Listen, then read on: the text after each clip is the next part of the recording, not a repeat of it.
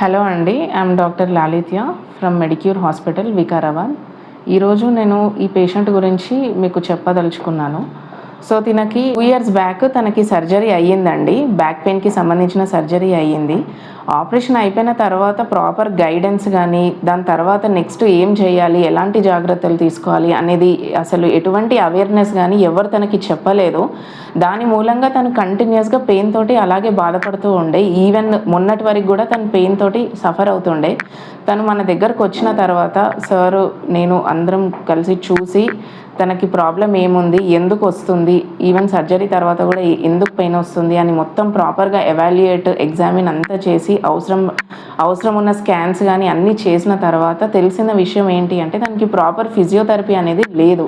దానివల్లనే తనకి పెయిన్ అనేది ఇంకా కంటిన్యూస్గా ఉందన్న విషయం తెలిసింది. సో మేము ఇక్కడ ఫిజియోథెరపీ చేపించి మళ్ళీ ట్రీట్మెంట్స్ అన్నీ చేపించిన తర్వాత తను కంప్లీట్లీ క్యూర్ అయ్యింది. పెయిన్ కంప్లీట్లీ రిలీఫ్ అయిపోయి ఈరోజు తను చాలా హ్యాపీగా ఉంది. పెయిన్ ఫ్రీ తోటి తను ఉన్నది.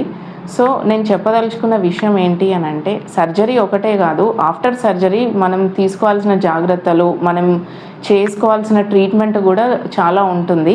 అది అంత కంప్లీట్ స్టెప్గా మనం ఫాలో అవుతేనే మనకి క్యూర్ అనేది కనిపిస్తుంది. ఫర్ ఎగ్జాంపుల్ తనే ఈరోజు 2 years బ్యాక్ సర్జరీ అయిన తర్వాత కూడా తనకి పెయిన్ అనేది తగ్గలేదు. సో అది మేము ఐడెంటిఫై చేసి ఈరోజు తనని పెయిన్ ఫ్రీగా చేశాము.